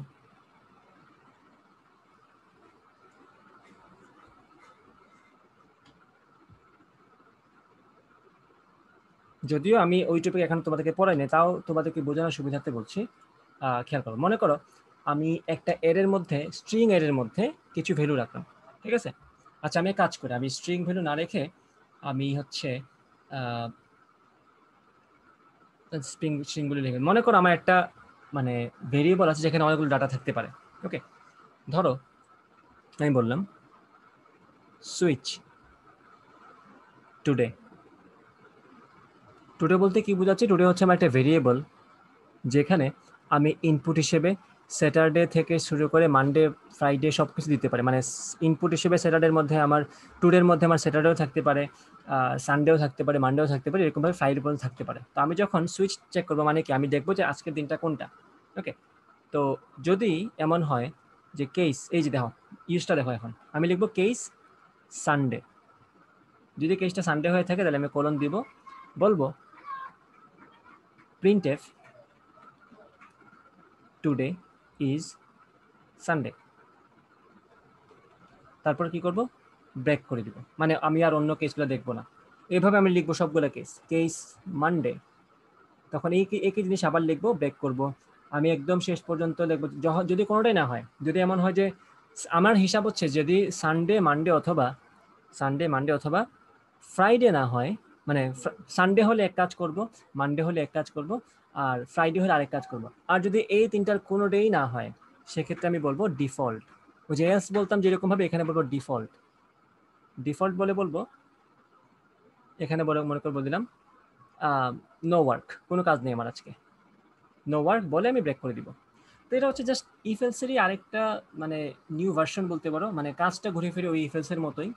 যদি আমি সুইচের মধ্যে একটা ভ্যালু ঢুকাই দিলাম, টুডের ভ্যালু ঢুকাই দিব। এখন টুডের ভ্যালু যদি সানডে হয়ে থাকে, আমি একটা কাজ করব, ব্রেক করব। টুডের ভ্যালু যদি মানডে হয়ে থাকে, এই যে টুডের ভ্যালু বলতে বুঝাচ্ছি আমি কেস যদি সানডে হয়ে থাকে, সেক্ষেত্রে আমরা একটা কাজ করব, করে ব্রেক করব। কেস যদি মানডে হয়ে থাকে, সেক্ষেত্রে আমরা আরেকটা কাজ করব, করে ব্রেক করব। কেস যদি ফ্রাইডে হয়ে থাকে, আরেকটা কাজ করব, করে ব্রেক করে দিব। যদি এই তিনটা বারের কোনোটাই না হয়, সেক্ষেত্রে আমি বলবো ডিফল্ট, নো ওয়ার্ক। মানে শেষ। সানডে, মানডে অথবা ফ্রাইডের মধ্যে কোনোটা যদি না থাকে, একটাই কাজ, নো ওয়ার্ক। ওকে, এই হচ্ছে আমাদের মানে স্টেটমেন্ট, মানে সুইচ স্টেটমেন্টটা এরকমই হয়ে থাকে। ঠিক আছে, এটা হচ্ছে কথা। ওকে, আমি তোমাদেরকে একটা এক্সাম্পল দেখাই সুইচ স্টেটমেন্ট দিয়ে, তাহলে তোমরা ইজিলি নিতে পারবে এটাকে।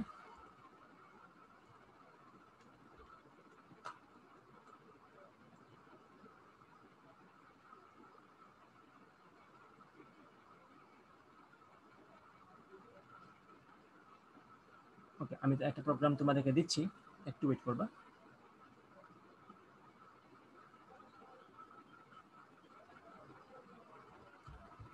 ওয়েট ফর এ ওয়াইল। আমি দিচ্ছি এখন, ধরো নিউ দিয়ে দিলাম, সেভ দিয়ে সুইচ ডট সি। ওকে, আমি তোমাদেরকে এটা একটা একটু করে বোঝাচ্ছি, খেয়াল করবো ভালো করে। প্রথমে তো আমাদের আছে, এটা দিয়ে আমরা কি করছি খেয়াল করো, একটা সিম্পল ক্যালকুলেটর আমরা বানাচ্ছি এইটার মাধ্যমে আমরা। ওকে, এই দেখো, program to create a simple calculator. Okay, যেখানে শুরুতে কি করছি, ক্যারেক্টার টাইপের ভেরিয়েবল একটা ডিক্লেয়ার করছি। কার, আমরা নিশ্চয়ই জানি যে ক্যারেক্টার টাইপের ভেরিয়েবল আমরা কার দিয়ে ডিক্লেয়ার করে থাকি, যেটার নাম আমরা দিচ্ছি অপারেটর। ওকে, তাহলে বুঝতেই পারছো অপারেটরের জায়গায় আমরা যোগ বিয়োগ গুণ ভাগের কিছু একটা দিব। ওকে, এবং দুইটা নাম্বার আমরা দিছি ডাবল টাইপের, কারণ সংখ্যা আমার দশমিক সংখ্যা হতে পারে অথবা পূর্ণ সংখ্যা হতে পারে, তো ডাবল ডেটাই বেটার আমাদের জন্য, n1 এবং n2। এখানে বলা আছে যে প্রিন্টএফ এন্টার এন অপারেটর। এই যে এখানে প্রিন্টএফ এর মধ্যে দিচ্ছি আমি যে এন্টার এন অপারেটর কি কি অপশন দিয়ে দিচ্ছি, কিন্তু আমি প্লাস, মাইনাস, মাল্টিপ্লাই অথবা ভাগ, এই তিনটার মধ্যে যে কোনো একটা দিতে বলছে। তারপরে তুমি স্ক্যান করবা নিশ্চয়ই, ইউজারকে তো বলছো একটা অপারেটর ইনপুট দাও, তো ইউজার তো একটা ইনপুট দিবে, সেটা নিবা তো তুমি স্ক্যান এফ দিয়ে। এই যে এন্ড অপারেটর ইনপুট নিয়ে নিলা, %c কিন্তু এখন %d না, কারণ আমরা ইনপুট নিচ্ছি কালেক্টর টাইপের ভ্যালু। তারপর কি করবো দেখো, প্লাস, মাইনাস, মাল্টিপ্লাই অথবা ডিভিশন, যে কোনো একটা অপারেটর নেওয়া তো শেষ। তারপরে কাজ হচ্ছে এইটা প্রিন্ট করে দেওয়া যে এন্টার টু অপারেন্টস, অর্থাৎ তুমি যে যোগ দিছো, তুমি কোন দুইটা সংখ্যা যোগ করবে সেটা তো বলতে হবে। তো আমি ইনপুট নিব তখন n1 এবং n2 ইনপুট নিব। তারপরে এখন আমরা সুইচের ব্যবহার করব, যদিও এক্স্যাক্টলি সেম কাজটা আমরা সুইচ ছাড়াও করতে পারতাম, বাট এখানে সুইচের ব্যবহার দেখাচ্ছি, সেজন্য এটা সুইচ দিয়ে করা হচ্ছে, আর কিছু না। দেখো সুইচের ভিতরে কাহিনীটা দেখো, বলা আছে এখানে সুইচ অপারেটর, অর্থাৎ সুইচের ভিতরে আমি অপারেটর নিয়ে আসবো। এই যে আমি অপারেটর যেটা ইনপুট দিয়েছি সেটা নিয়ে আসবে এখানে। তো খেয়াল করো, এখানে বলছে কেস যদি পজিটিভ হয়, এই যে ক্যারেক্টারটা যদি আমাদের প্লাস হয়, তাহলে কি করব? তাহলে নিশ্চয়ই বুঝতে পারছো, সংখ্যা দুটো যোগ করে আমি ওটার যোগফল প্রিন্ট করবো। দেখো %.1, অর্থাৎ দশমিকের পরে একটা সংখ্যা প্রিন্ট হবে, LF প্লাস %.1 LF, অর্থাৎ ইকুয়াল টু %.1 LF, অর্থাৎ এই তিনটা সংখ্যাই দশমিকের এক ঘর পর্যন্ত প্রিন্ট হবে, দশমিকের পরে এক ঘর প্রিন্ট হবে। প্রথম %LF এর জায়গায় কি বসতেছে, n1, পরেরটার জায়গায় কি বসতেছে, n2, এবং পরেরটার জায়গায় n1 প্লাস n2। কেন n1 প্লাস n2? কারণ আমাদের এখানে আমাদের অপারেটরটা প্লাস, যদি, এবং ব্রেক করতে হচ্ছে অবশ্যই, ব্রেক না করলে পরের কেসে সে ঢুকে যাবে। কেস যদি নেগেটিভ হয়, যদি আমাদের নেগেটিভ একটা ইনপুট দিই, সেক্ষেত্রে আমরা n1 মাইনাস n2 নিব। যদি বুঝতে পারছো এখন কাহিনী কি, যদি আমরা কেস হিসেবে আমরা পাই ইনটু, সেক্ষেত্রে আমরা গুণ করব, যদি ভাগ পাই তাহলে ভাগ করব।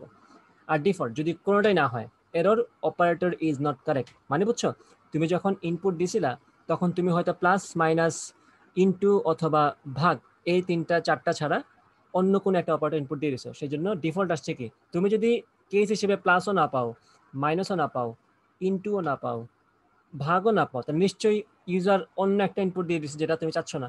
সেই জন্য আমি ডিফল্ট প্রিন্টএফ কে দিছি error operator is not correct. Okay, তারপরে তো কাহিনী শেষ, বুঝছোই যে তখন তোমার আবার এই কাজ করা লাগবে, সঠিকটা তুমি তখন পাবা। আমি রান করে দেখাই তোমাকে। এই যে বলছে এন্টার এন অপারেটর, যোগ বিয়োগ গুণ ভাগ যেটা ইচ্ছা, আমি দিলাম প্রথমে, মনে করো যোগ দিলাম। তারপর বলতেছে কি এন্টার টু অপারেন্টস, আমি দিলাম 15 আর 17.5। দেখো আনসার কি আসছে, 15 প্লাস 17.5 ইজ ইকুয়াল টু 32.5। দেখছো 15 পরে কিন্তু 0.0 আসছে, কারণ কি, কারণ আমরা যখন ফরম্যাট স্পেসিফাই লিখছিলাম তখন কিন্তু পার্সেন্টের পরে 0.1 দিছিলাম, %.1 LF, অর্থাৎ দশমিকের পরে এক সংখ্যা প্রিন্ট হবে, কিছু না থাকলে 0 প্রিন্ট হবে। 17.5, 32.5 হচ্ছে আনসার। এবং আমরা একটা ডিফারেন্ট একটা দিয়ে দেখি, অপারেন্ট দিয়ে দিই। ধরো আমি ইনপুট দিয়ে দিলাম @ ক্যারেক্টার দিছি তো ইনপুট, এখন বলো দুইটা অপারেন্ড লিখো। আচ্ছা আমি একটু ভুল করে ফেলছি, এটা একটু দাঁড়াও, আমি দিলাম @ আমার ক্যারেক্টার হিসেবে, যেটা যোগ বিয়োগ গুণ ভাগের মধ্যে কিছু না দিলাম 15 18.5, কি বলছে error operator is not correct, অর্থাৎ তুমি সঠিক অপারেটর দাও নাই, সেজন্য আমি কিছু পাই নাই। তো আশা করি সুইচের হিসাবটা বুঝতে পারছো সবাই, যে সুইচটা হচ্ছে জাস্ট ইফ এলস এর আরেকটা ফর্ম। যখন তোমাকে প্রশ্নে বলবে ইফ এলস ইউজ করতে পারবে না, সুইচ ইউজ করতে হবে, তখন তোমার এটা ইউজ করতে হবে, that is switch operator. So প্রবলেমটা আশা করি বুঝতে পারছো।